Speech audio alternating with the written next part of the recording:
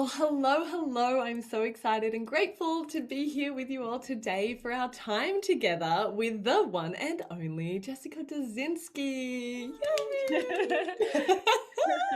It's so Thanks, lovely to Jess. have you here, Jess. Thank you for being here. Oh, it's my pleasure. Thanks so much for the invite. Oh, it's exciting times. Now, for those of you just learning about Jess, the way that we got connected was through the world of EFT, our colleagues there, and let me tell you, Jess is truly an amazing human. She has been. This is Oh. just going to be me gushing about you the whole time, but I could easily. One of the things I so admire about you, Jess, is the extent to which you have like dived into the world of EFT and the different trainings and opportunities with different top EFT professionals. Every time we talk, you've just got more gems and insight to share with me, and I love that. I love that. The other part that I think is so beautiful is the way you take what you know and then your teaching style and the way you deliver it and explain it and share it. And so, hence, it's such a gift to have you here to share that with us today. I know Ah. that through your work, you love particularly working with helping sensitive, highly sensitive people, empaths, and gifted adults to help get them unstuck and live life fully, fully Yes. alive. That's the Yeah. saying. Work that in. And I mean, you can let us know yourself, but I know that some of the fun things that you like to do in your downtime include exploring, being outdoors, rock Yes. climbing and cooking and all those things. So I can't wait until we get to Amazing. be together in the same place and do Uh-huh. those fun things together. Yes. Yay! And so I'm going to turn it over to you and let you share a bit about yourself, a little bit more detail. Give us a bit of an idea of how EFT, how your life guided you to being an Mm. EFT certified advanced practitioner and trainer, accredited trainer. Like it's incredible. And as you do that, if you could maybe drop in there that moment when you realized that you wanted to become and like go to the level of a trainer of this modality. Mhm. Sure thing. Well, thank you first of all for that very flattering introduction. I have to like tap here. um, so, oh boy, I would not have ever guessed. You know, if you would have asked me when I was say 25 or something like that, what am I going to do when I grow up?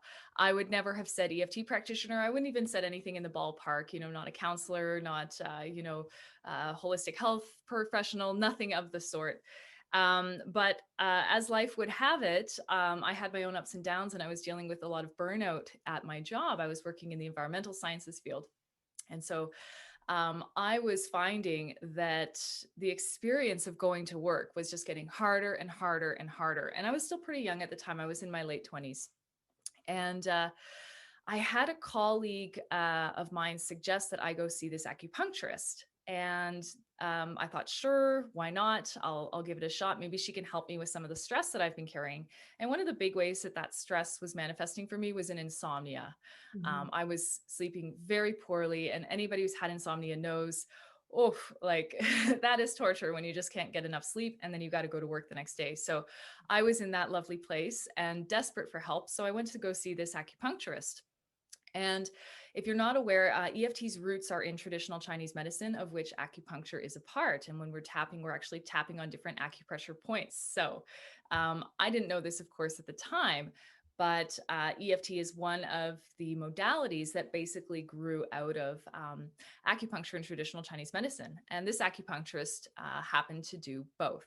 So I show up and at first everything was completely normal. I go in, you know, she's got the table and everything, and she's got the little rolly stool, and there's the needles and stuff ready for me.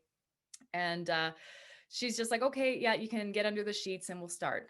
So she puts in a bunch of needles, things are going normally, and then she ends up being on that little wheelie chair, and she wheels right up to sort of sit beside my head. So we're kind of at similar level, sort of at eye level together. And she says, I do this other technique that's based on the meridians. Do you want me to do it? Now, my background was in science. So I mean, I know acupuncture has lots of great research behind it. So I was very comfortable with acupuncture, but I wasn't sure a lot about how meridians worked or, you know, what was going to happen next. But I felt like, hey, I paid my money, sure. And so I said, sure, go ahead. You can do this other meridian based technique. And she didn't really say more. But then she started asking me some questions about my insomnia and, was I going through any stress and stuff like that? So I told her a little bit about my work situation. And she interrupts me in the middle and she starts doing the tapping protocol. And I'm thinking, this is so weird. This is so weird. Thank goodness the door is shut. Nobody knows I'm here. I'll go along with this if nobody's ever going to find out. And I think I was probably like an 8 on 10 of intensity in terms of how stressed out I was about work just in that moment. And within about 60 seconds, so going through one EFT round, I think my intensity came down to maybe a 4. And I mean, like, solidly came down. Yeah. The And power. yeah, I was like, my jaw was on the floor. I had never experienced anything like that. I'd done cognitive behavior therapy. I was interested a little bit in self-help and stuff like that. And I'd never had a shift like that. So that was the first introduction. And that really rocked my world. That opened my eyes to so many things. It made me realize that, my background in science was also not exposing me to a lot of other stuff that was at the cutting edge. And actually does have scientific research behind it. So I started to do some more research. I didn't jump right on board with becoming a practitioner right away, but I ended up doing a career transition. And when I did transition, I decided to become self-employed. And I knew I wanted to do some sort of coaching or facilitation or basically working with people. And EFT kept sticking in my mind.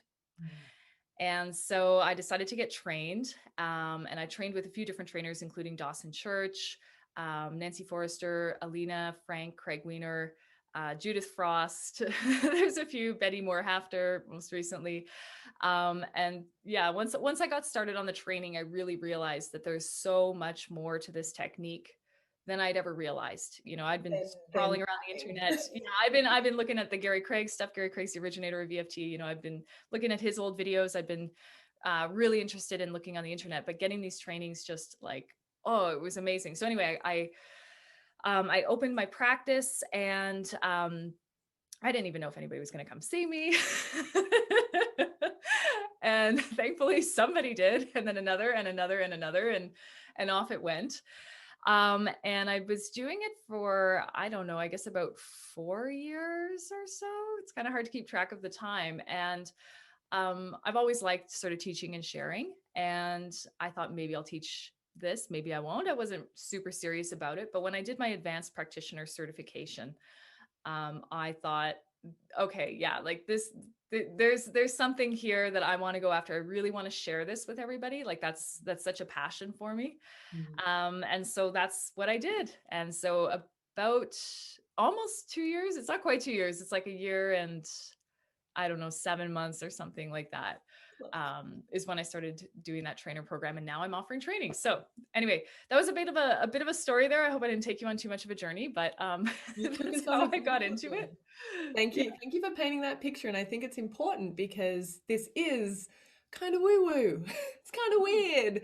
You're telling me that when I tap on my face and my body, I'm going to feel better?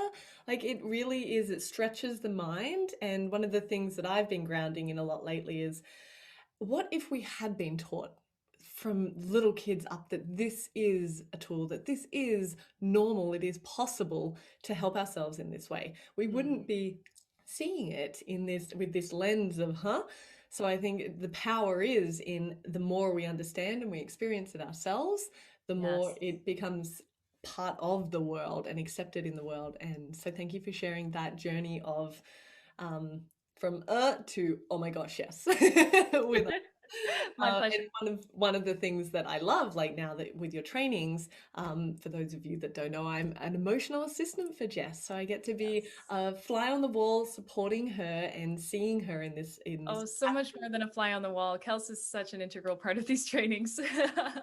I'm there. I energize. I have fun. I support. It's as much a joy for me as it is for you. And so one of the things that I had invited you to share today, because you do such a brilliant job of it, is to give that kind of summarized glimpse of really where EFT has come from, because you alluded to it evolving from traditional Chinese medicine, but knowing also that it draws in a lot of these other modalities that are in the self-help and supportive world of therapy. and alike. So I will hand it over to you. And one of the things to include in here is a reference to the tapping points that we know and use, and that both of us reference in what we share with others. There are more points as well. So if you could kind of give a little bit of an insight as to what those points and why we use what we use. Oh boy. Okay. So, I guess things started to really develop into their own pathway, their own branch, I guess around the 1960s. And this was thanks to an American chiropractor named Dr. George Goodhart. And Dr. George Goodhart had studied acupuncture. He was really fascinated by it. And he wanted to incorporate the principles of acupuncture into his work. And so he began developing a new method that he called applied kinesiology. And it was partly based on acupuncture.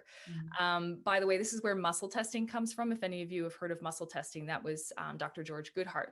So that was around the 1960s. And that was the first kind of, move out of just traditional acupuncture into somebody who's thinking about this in maybe a little bit of a different way. His main contribution was the discovery that you could actually tap on these acupuncture points and it would still stimulate them. So you didn't have to use needles. You didn't even have to, hold and do some acupressure. Tapping was something that actually got a bit of an effect going, or I shouldn't say a bit. I don't know how much effect was measured, but they found that that was effective. So up until this point, acupuncture, acupressure, tapping, that kind of thing, it was generally used to treat physical conditions. So that was understood that this is where we're going to be using this technique. But that changed in around the 1970s. There was an Australian psychiatrist named Dr. John Diamond, and he created a variation on Goodhart's applied kinesiology. He was actually a student of Goodhart's. And so he focused, because he was a psychiatrist and had that background, he really focused on what can this do for the mind, for the emotions, for the cognitive components of our stress, right? So he starts focusing on the psychology as opposed to just physical issues. And he also began adding some positive affirmations while performing acupressure. So he's starting to now put in words and the cognitive side of things into this body-based, somatic technique. So this is so ahead of his time, right? Because we are just discovering now in like the 2000s or even 2020 kind of thing, the power of somatic practices for releasing all sorts of stress that, seems to just be cognitive or psychological trauma. Like this guy was so far ahead of his time here to be looking at the body as and an Aussie. Can we just call out and an Aussie? and an Aussie. Yes. Australia was leading the way. So by the late 70s, so same decade, another guy comes along, Dr. Roger Callahan. He's also a psychologist.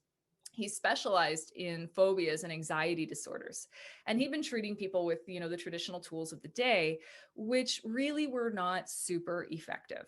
You would go for a long time. You could be going for years to your psychologist to work on your phobia, and you might get a little bit of improvement. But he was also, interested in all of these developments that were, I guess, evolving in that moment. And he began sort of experimenting a little bit with one of his patients. And so there's this story, it's almost like the mythological story here of like kind of the moment where things came together for, this proto EFT version. And this is when Callahan was treating a patient of his that we just call Mary. I'm not sure what her real name is. I'm sure that that's not her real name for the sake of her privacy. But Mary had a phobia of water. And it was quite a severe phobia. So she was uncomfortable, being out in the rain. There's no way that, she was comfortable near a pool or anything like that. And she was doing sessions with him. And she would be near this pool that I guess he would take her to try to expose her to her fear a little bit, a little bit of exposure therapy going on here to see if he could help her overcome it. And at one point, she says, I have this awful feeling in the pit of my stomach when I think about water. And Callahan had been studying all this stuff with, acupressure and tapping and everything. Thought, well, there's this point below your eye that's on your stomach meridian. I wonder what would happen if I had Mary tap this point while I have her focus on that feeling in her stomach. And so that's exactly what he did. Well, all of a sudden, Mary starts to say, it's gone, it's gone, it's gone. Her phobia seemingly has just vanished. Callahan's thinking this woman might have lost her mind. I don't know if this is a psychotic break. Like he had never seen anything like this. And Mary is literally going for the pool. She's going and she goes right beside it. She starts splashing water on her face. And she's like, it's gone. It's gone. And it was. So in, over a year and a half of working together with Mary, nothing like that had happened. All of a sudden her phobia is gone. So that really got Callahan's attention, similar to, I can relate to that moment with, I had a similar moment. It's gone when I was with my acupuncturist. Where is it? What is it? I had a client. What happened? Yeah. Right. It's like a similar situation with a client with chronic pain in the right hip. And there was that moment where he just looked at me and said, it's not there anymore. It's not there anymore, right? It literally can happen. Yeah. It's like, I don't know, you go to the dentist, right? And say you get like a filling or they do something and your tooth is different. And you find yourself, you're like feeling it with your tongue for the rest of the day. And you're like, yeah, you do that, right? Like you clear one of these things and you're like, where? And you're trying to feel for it. It's been a part of you for so long. That's the, And it's gone. So, Callahan's ears perked right up in that moment. And he ended up out of that, really shifting his focus to how to relieve anxiety and phobias and things like that, using what he would eventually call thought field therapy. And thought field therapy is another tapping based modality. It's sort of the precursor to EFT. It's more complex though. So back to your question, Kels, about these different tapping points and everything. So thought field therapy, to my understanding, I don't know a ton about it, so I'm gonna be pretty conservative about what I do say about it. But to my knowledge, you have to have a more in-depth understanding of traditional Chinese medicine and acupuncture because they're trying to do different algorithms based on what your specific concern or your specific phobia is. And that's what changes in the modern version of EFT, which is actually a pretty important change. And I'll describe why in a minute. But this was a wonderful and still used today tool, an effective tool called thought field therapy that was really, I think, the first that actually put everything together and saw the promise and the power of these tapping therapies for things. Okay. So then in the 90s, the 90s is when the 90s is when the modern iteration of EFT came along. So Gary Craig was a student of Roger Callahan. Gary Craig is the next sort of character in this play. Yeah. He was a Stanford trained engineer. He's alive, I should say. He is a Stanford trained engineer. And he's got this engineering mind and he's thinking like, wow, thought field therapy is wonderful, but quite complex, not usable by the masses, not a self-help tool, right? You can't just notice one day that you're feeling stressed out and say, I'm going to do a little bit of thought field therapy for myself, unless you've had substantial training. So Gary Craig created what we know today as an EFT, which stands for Emotional Freedom Techniques. He's the one who came up with this name. And he came up with this sequence of 8 points plus the side of the hand point. And most of these 8 points are on the end points of our meridians. And they're quite powerful points. And he basically, through trial and error, came up with this algorithm that really covers all your bases and works like a hot damn on, just about anything. So it doesn't matter if you got a phobia, it doesn't matter if you feel depressed, it doesn't matter if there's, a past traumatic event or something like that, you're going to use this same sequence of 8 points. So it starts with the side of the hand. Depending on where you learned it from, you either go top of the head first. You might start here. It's okay. They're both the same. The next one, or possibly your first one, is going to be your eyebrow points, right at the bridge of the nose, start of the eyebrows, side of the eyes where we get crow's feet. So right in on that bone around your eyes, underneath your eyes, kind of on that bone again that goes around underneath your eyes. If you've got glasses like me, it's going to be right where the frame wants to sit. You got to sneak your fingers under there, under the nose, chin point, the infamous collarbone points, which are tricky to find, but oh so satisfying to tap. 2 for 1, just one big Yes, I hand. like using the palm of my hand, getting both at the same time, and then the side of the body. And so that's been our standard EFT tapping protocol since the 90s. And that has been the protocol that's been used in all of the scientific research on EFT tapping, to great success. There's over 100 peer-reviewed studies today now showing that EFT works. Over, I think, 60, it's either 50 or 60 randomized controlled trials, which are the gold standard type of clinical trial for testing something. And there's been a number of meta-analyses and systematic reviews, getting me with my jargon here. All of this to say, if you're not a research buff, if your background's not in science, and this sounds like gobbledygook, that there's a very high level of proof showing that EFT does indeed work for a number of psychological and physiological conditions. And it is thanks to the creative pioneering of all these people that I've mentioned in the past that this technique is where it is today. I should also mention that Gary Craig made this technique available for free. That was his main contribution. So he came up with this algorithm that anybody can do. You can do it at home. You learn how to do it. You can do it at home. And he makes it available for free on the internet and says, here, go and try it. Try it on everything. See what happens. And as a result, we've got thousands and thousands of case studies that have been compiled over decades, people sharing how they've used EFT to work with changing their limiting beliefs. Some people have even reported remission of chronic illnesses, autoimmune disease, that sort of thing, allergies, chronic pain, stuff that really seems miraculous.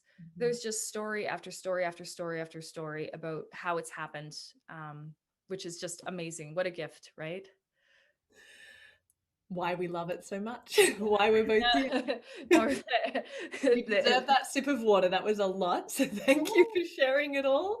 And one of the things I actually learned through Jess is that having a sip of water when you are tapping actually helps increase the impact of it. Can you remind me why that is? Well, we don't know exactly why, but we can come up with some really interesting theories. There is one theory / question about like, how does tapping travel to basically the parts of your brain that are being affected by it? There's a part of your brain, your amygdala. It's kind of like your fire alarm system, sets off your fight, flight, freeze reaction. Well, from functional MRI studies, we know that tapping calms your amygdala. So it soothes your stress response from a physical level. And that affects us, our whole system. So one question is, how does the signal get there? Because it seems almost instantaneous.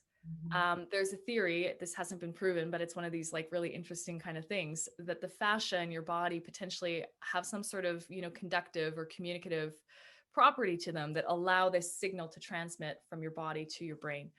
And so there is some question as to whether maybe being hydrated, or if you're dehydrated, maybe that just doesn't function as well. I don't know. It's just been one of these observed things. It's one of these kind of mysteries, right? So we'll wait for the science to catch up with that one. Yeah. But yes, short answer, don't worry about your fascia. Just drink some water. Keep drinking, stay hydrated, and tap. That's the aim of the game. Thank you for throwing that in there. You just prompted me to do it. And thank you for sharing all of that. I think it's so impactful to understand the way that this has evolved, and that so much of it has come from that sense of trial and error. And the gift, as you mentioned, of Gary to say, here, take this and try it for yourself. And that's one of the big inspirations for me. And when I came into, it was actually my darling mother who guided me to experience tapping for the first time. And the very first training that I walked into, I also kind of walked in and I saw all these people tapping on their bodies, and I was like, what is going on? Like, I didn't actually do my pre-homework, so I was a little taken aback by everything that happened. It was just like, okay. By the end of day one, I was hooked, because once you feel the shift yourself, once you've embodied that is the true proof that you need to be like, oh, okay, this is totally worth introducing into my world. And so the journey of it from there, one of the things, the key inspirations for me in terms of sharing it and bringing it into my practice as a practitioner with clients one-on-one, and then into the broader sense with the EFI Gym and the different sessions we run there, is that idea of like you teach a person to fish and they're able to fish for their lifetime. And I love introducing it as a tool that you can use when, as you mentioned, like you're in a stressed state, to regulate yourself, to ground yourself and help support your mind and body to come back into regulation and release the energetic charge. There's so much about this, right? Our emotions being energy and motion. Yes. As we support that energy through to work through our bodies, and rather than suppress it and hold it as it can get stored in our tissues. And as you mentioned with the somatic practices, finding, the body holds a score kind of thing, right? Yes. So the more, do you want to jump in there? I felt like there was a thought. Oh, no. That's a rabbit hole. We're not going to open that box and dive in there. No. Give that energy around the way in which I like to bring tapping and share it so that people feel empowered to use it for themselves. And so I know that you have an incredible story from how you've used it for yourself, in particular in regards to your insomnia. So would you share that with us? Sure. Yeah. So I mentioned that at this period of my life before I was a practitioner, I had all this insomnia, and it was so killer. And I was getting maybe 2 or 3 hours of sleep a night for a period of months. And it just sort of like almost emotionally scarred me in terms of the amount of effort that I had to put out to get through the day. And so I was really burning out quickly. And I got out of that situation, but the insomnia stuck around. And it stuck around for a long time, because when you get insomnia, it's not the original thing that gave you insomnia that makes you still have it. It's the fear of not sleeping again at night, because you know how horrible it feels to get up in the morning when you haven't slept well. So it's like a phobia, right?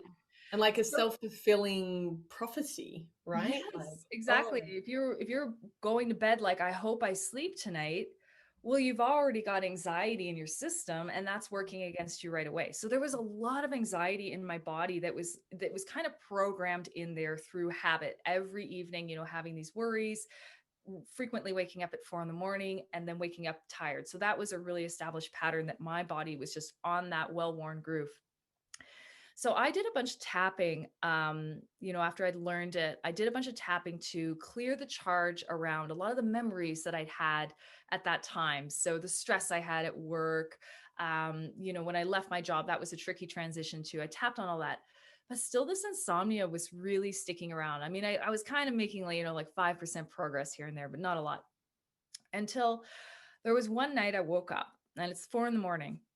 And I'm like, here we go again. But I had this inspiration that night. I thought, I'm going to just stay up and I'm going to tap on this. And I'm just going to keep tapping and allowing all the sensations and all of the emotions that go along with this insomnia experience to just arise. And I'm going to be with them in that sort of mindful way that we are with EFT. And I'm going to tap through them. Oh, you're going to get me going, Kelsey. it's just so beautiful to hear you describe you were accepting yourself. Yeah. I was trying. Yeah. The practice. Yes, I was practicing, moving towards that. Yeah. So I tuned into what I was feeling, and I don't remember exactly, but you can kind of guess it was, feelings of tension, feeling of stress in my body that was keeping me from being able to sleep.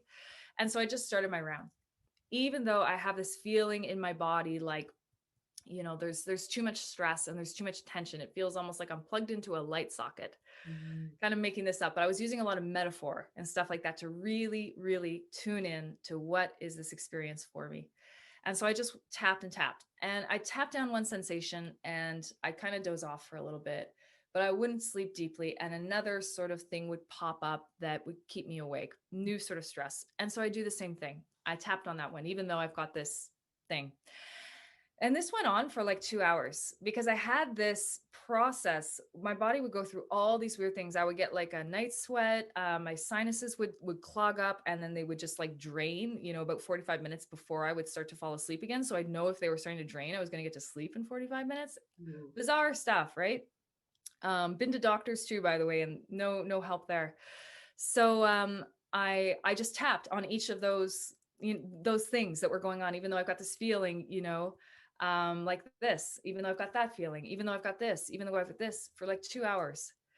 And a lot of you are probably thinking, this is crazy. I would never want to stay awake doing 2 hours of, auto therapy here.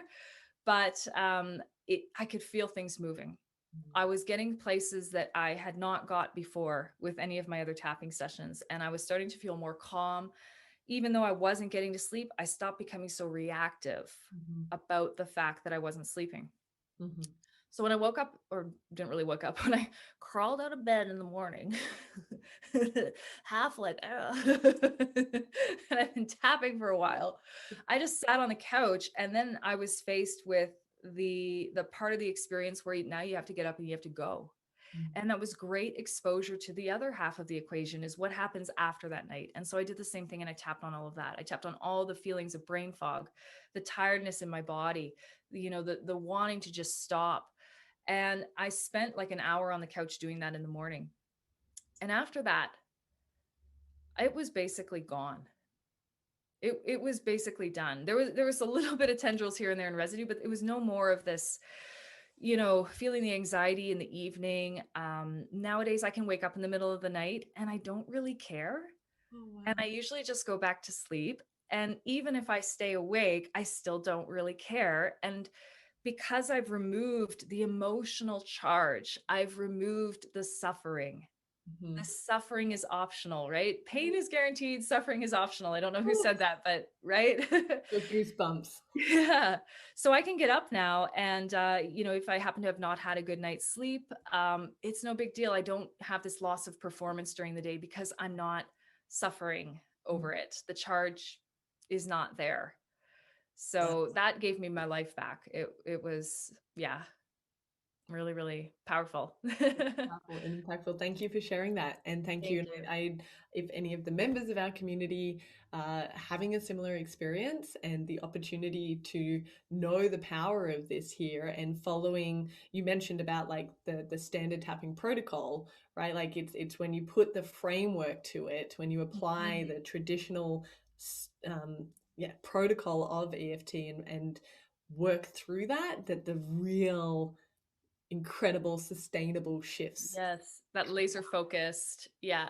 Yeah. Deep diving, shifting things permanently, Yeah. basically. Yeah. Which is the beauty of this technique in terms of the spectrum of its use, right? You can use it as from tap and breathe to the stress regulation, but when you're also wanting that real deep, like shifts of experience or belief, that's when we get focused on it and we apply the full structure, and it has the Yes. impact. Yes. Or working with a practitioner. Yes, and exactly. Yes. So those components can work, but obviously you were applying that on yourself after you'd been trained, right? Yes. So it is. Although I should say, like, some of the biggest shifts I've had are with practitioners, because there's so much in your blind spot that you just don't see on your own. Yeah. And it's hard, like I joke about being a self-cleaning oven, but there's kind of these different ways that you can use it. Like you said, it's a really flexible technique. And so I just encourage everybody, if you're interested in EFT, like, know that there are this depth that you can go to with it, or even working with a practitioner too. So Well, it's kind of like the difference between a band-aid and surgery, right? And like a surgeon can't operate on themselves, so having that support. And I know that when I go into sessions as a client, you just get to, like, playing both that practitioner and client role in your head at times can be really difficult. You just get to turn up, and my nervous system knows when I'm preparing, like when I have a session booked, and it just gets so excited that it's going to be so lovingly held. Like, that's one of the joys that I appreciate so much about being the role of a practitioner, is the support that you get to give to this other human being and their nervous system. So It's such a joy.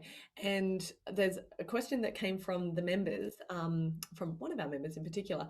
You've alluded to, not alluded to, but you've shared the number of the different ways that EFT can support change within your life. And in regards specifically to emotional eating, perfectionism, and motherhood or parenting overwhelm. Do you want to Yeah. just mention and reference how it can impact in those regards? Oh, absolutely. So in all those situations, right? It's a stress issue, it's an emotional issue. You can call it an energetic issue as well, depending on your worldview. And so it's less about what's happening in your life and more about how is that impacting you? You know, how is that fitting what you need? How is your stress level being affected as a result? What are the emotional experiences that you're having as a result of being in that situation? And then how are you trying to cope as a result? Mhm. And so a lot of us, when we don't have the power of EFT, we are, we're often stuck ruminating, Mhm. trying to use food to cope with those emotions, Mhm. beating ourselves up for not being a good enough parent, Mhm. and feeling overwhelmed, not knowing what to do, trying. And so sometimes the very things that we're trying are part of the problem, Mhm. right? They're making it worse. We're really just trying to get our needs met. Like there's no shame here, Mm. but it's just not effective. And so when people are having issues like perfectionism, it's the perfectionism is trying to solve a problem, right? There's stress in the system, there's stress in your life, and perfectionism is the tool to try to solve that problem. Likewise, with emotional eating, there's stress in your system, there's stress in your life. Emotional eating is a way to regulate your system in a short period of time, at least temporarily. Yeah. And with the troubles of or the stresses of motherhood and things like that, I don't know more about that specific example, but I'm gonna bet that some of the conflicts maybe that are going on with the kids are as a result of trying to manage the situation, trying to get them to tie their shoes and get out the door or whatever, and just like it's overwhelming, right? It's overwhelming the amount of work that's involved, especially when we're so isolated in today's culture and today's society, and to have it all on your shoulders as a mom. Mhm. Plus you're supposed to do it really great and have Instagram photos too. So right. So there's this mismatch between what works for you and what you actually need. And then Mhm. there's all the stuff that we do to try to basically be square pegs in round holes. Mm. And I love EFT because it cuts through that stuff. Yeah. It starts with recognizing, hey, I'm stressed out. Mhm. Oh, maybe I don't have this all tucked away right now. And being And with that experience first yes, and foremost. and being with it and sort of being like, okay, I'm stressed out, but I actually have something I can do about this in the moment. Because when Mhm. you've got EFT, it's like Peter Stapleton says this. She's an EFT researcher from Australia. Aussie, Aussie, Aussie. She says, you have this option to do something in the moment. So we get to swap out the perfectionism and we get to swap out the emotional eating with actually looking at what's underneath here. And we can go down through the layers, we can go down through the habit of perfectionism, the craving for emotional eating. We can go down through all of those different elements of the experience, but ultimately arriving at the core of it, which is how are you managing stress in your life? Mm. And how are you showing up? Are you allowing your life force energy to flow? Mm. Or is your life actually blocking your life force energy? Mm. Mhm. So without that stress, you can actually see, is it one or is it the other, right? Mhm. Do I And need to make changes or yeah. EFT almost helps to just hold that stress away so you like remove it so you can see. Is Oh, it just what you're completely saying. transforms the situation. Yeah. Like completely. Like sometimes people say to me like, "Oh, it's not even a problem anymore." Oh, Mm. that's no big deal. Like, "Oh, I can deal with that person, no problem." So they don't have to change anything in their life. They've deactivated the trigger. Yeah. And Yeah. then other people find, "Oh, I never really liked that job in the first place. Mm.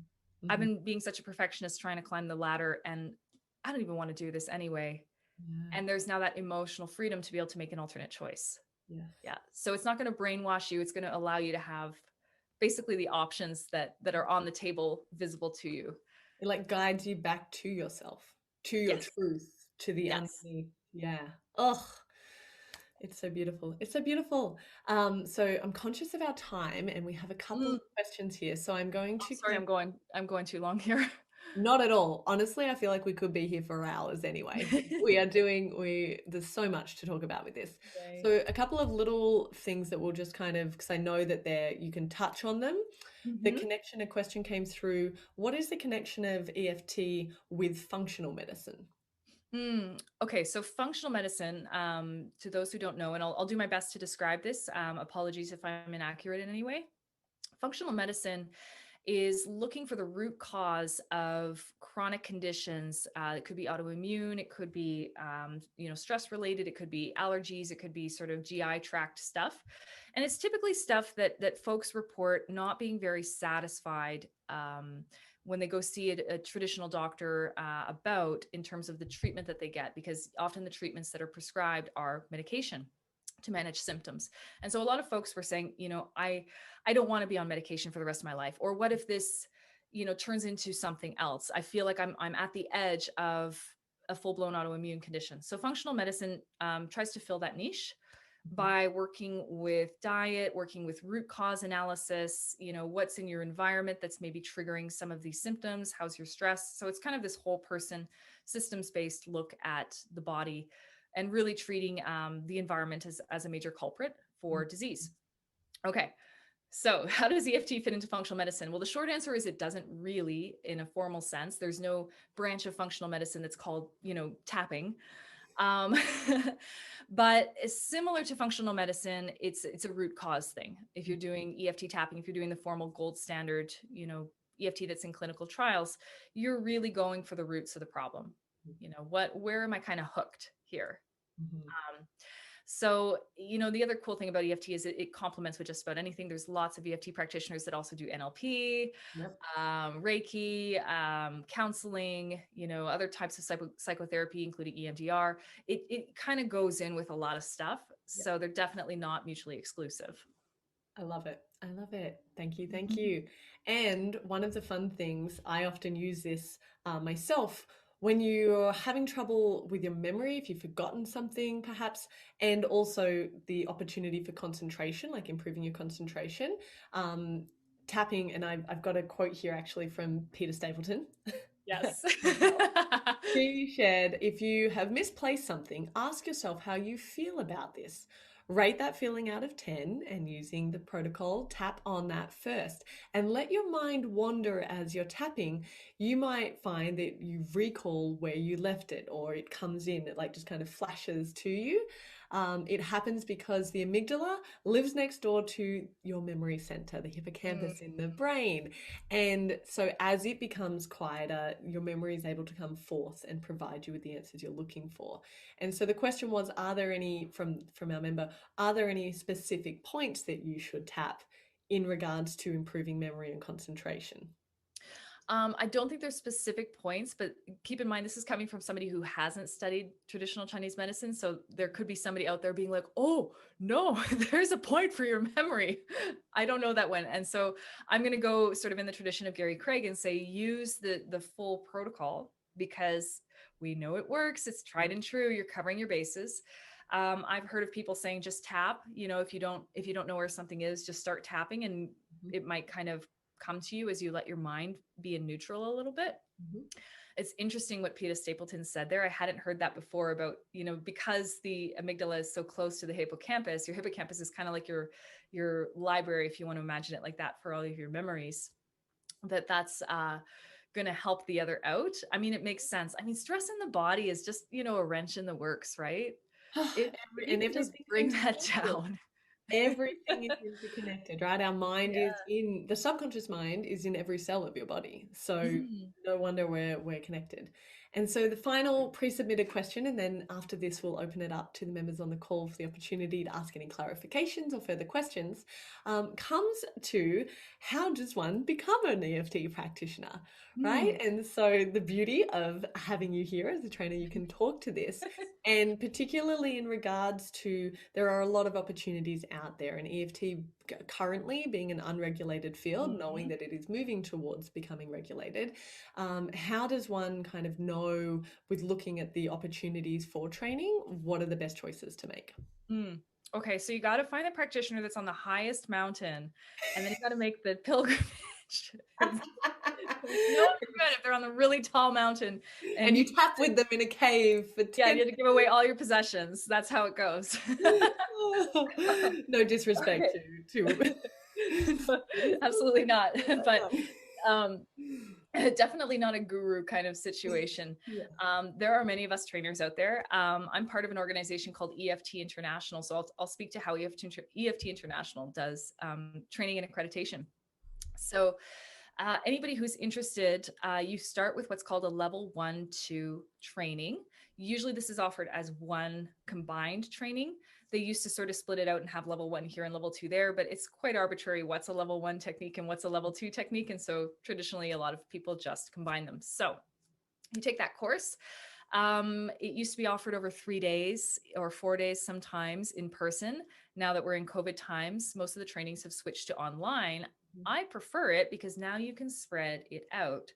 So when I offer trainings now, I do it over 8 weeks and I do 4-hour classes and lots of practice and stuff in between. So that gets you your level 1-2. If you're already, say, a licensed therapist or, a certified coach or something like that, you've got enough of a background that you can start using it kind of as a submodality in your practice. You can use it to support some of the work that you're doing. You wouldn't be able to call yourself an EFT practitioner, but you're allowed to, work it into what you're doing. If you're wanting to use EFT as your main modality in your practice, then it is highly, highly, highly recommended that you become an EFT practitioner. And what that actually means is that you take a certification course or program. And that walks you through meeting all of the requirements that EFT International has set out for their certified practitioners. So that's things like doing 4 case studies, 50 practice sessions on at least 20 different people, getting supervision and mentoring, which is so important to get that feedback, right? Otherwise, you don't know if you're doing it right. And the beautiful part too is, after certification, to maintain your certification, you have to continue the mentoring relationship and Yes. get a number of hours of mentoring. I think, is it 4 or 8? I can't quite recall. I've just got them booked in. 6 hours. 6 hours, there you go, in the middle. Got them booked in. And that continual commitment to your professional growth in that way is, oh my gosh, it's the best. It's really good. And you don't have to do this all with the same trainer. Like some people do their level 1-2 with one person and they certify with another. Other people are trained and certified by one person, but mentor with somebody else 1 year. Like it's meant to be with EFT International that the trainings are equivalent because there's a standardized curriculum. And so I think this is what sets EFT International apart from a lot of the stuff that you might find on like Udemy or YouTube, or people saying I'm offering a certification training, but there's no organization backing them. So this syllabus put out by EFT International is based on the work of Gary Craig. It's based on gold standard, clinical level EFT. And so it's there to guide us all as trainers that this is the minimum product that, we're doing. And so we can put our own thing on top, but you guys are all going to get this wonderful thing that we've got here. And same goes with the certification. So that's the power. Yeah. I was just going to say, the beauty of that too is because there are so many different techniques, like emotional freedom techniques. There's an S there for a reason. There's a lot of that can be used. And one of the beautiful things that I love that you bring as well is such a trauma-informed approach. Thank you. Yeah. So what we've realized more recently, I'd say in the last 5 or 10 years especially, is that working with trauma requires special care. It's not for everybody and not every client is for every practitioner. There are definitely cases where you want to refer. But even if you're working with the average person, we've all got trauma of some sort, right? And so you've got to be prepared for it, whether or not you plan to work with trauma. And so the advances, thanks to trauma specialists out there in the world, have been translated into the language of EFT. And so we are able to understand, okay, this is how you work with care with this person's nervous system. And a lot of that comes down to not going too far too fast. So if you've ever tapped along with a tapping video or had a session with a practitioner who maybe wasn't trained as well, you might have felt like really out of sorts for a few days after that session or that video. And that's your nervous system being what we call dysregulated, meaning that you kind of fried your circuits a little bit, or you opened up a box that maybe you weren't ready for. And so a properly trained trauma-informed EFT practitioner is going to go slow enough that your nervous system can actually process the emotional data that's coming up, especially because EFT has such powerful access to your subconscious. Like, you can go there like real fast if you don't sort of put the brakes on a little bit. So trauma informed EFT is now more the standard. There's been advances, all throughout EFT International with, everybody's, leveling up their game with trauma. There's lots of courses out there now. Tapping Out of Trauma by Craig Wiener and what's her name? Suzanne Fagiol. That's another one. Judith Frost at EFT Universe did one. And I like to just incorporate it into my training, level 1, level 2. Like, to me, it's just like, boom, like you got to be ready for it, even if you're just practicing on your friends and family. So and it's the awareness piece of it, I think, is the most beautiful. Like, I didn't know, you don't know what you don't know. And then the more, so through my own training and then through supporting your training and hearing and learning so much more through that as well, it's just a constant unraveling and knowledge about yourself as well, right? Like, to understand the importance of tapping on current experiences rather than going straight back to the childhood that they're connected with. It's that gradual release of the peeling the onion emotional. gradually. Yeah, I feel like I'm like octopus here, kind of. Yeah. So, well, thank you for that. Do you want to share a little bit about how people can find you and your training? My website is fullyalive.ca, and my next training is going to start on May the 22nd. And this is a training for people who are interested in becoming practitioners. You don't have to have, a clinical background to be part of the training. But if you're interested in working with other people, then the training is open to you. There's nowhere you have to sign that says you will start your practice in 2 months after taking my course. If you decide it's not for you, it's totally fine. But the training will be taught imagining that you will be working with clients. So but there'll of course be lots of benefit for you too. The level 1, 2, and so yes, level 1, 2, and certification is also available. Thank you for sharing all of that. Yay. Oh my gosh, I have so many more things that I'd love to just like pull out of your brain. I kind of pictured the magician hat when you just kind of keep pulling and the handkerchiefs just keep going. But we will pause it here, and I will say a huge thank you on behalf of myself and the EFI community. Like, it's such a joy to be connected with you, to be learning with you, to be supporting you, and to continue. I think I've done maybe 8 level 1, 2s now, and I'm still every time light bulb moments, ahas, like ideas that come. So it's the beauty of the continual journey of this for myself as well as in the practice of it. And so I thank you for your time today, and we're going to open it up in a moment. Do you have any other last things you'd like to say or share? No, just a big thank you. And I definitely echo that, learning new things all the time. I hear you on that too. I get the same experience every time I run one of these courses. Get a good question, and it makes me think about something in a different way. Yeah, and it's that acknowledgement that as humans, the beauty is that we're continually growing and learning and finding out about ourselves and about others and how we're in relationship with ourselves and others in the world. Like, that's truly the gift that EFT has given me, that depth of awareness, of self-awareness and awareness in the context of life. So yay. Thanks. Yeah.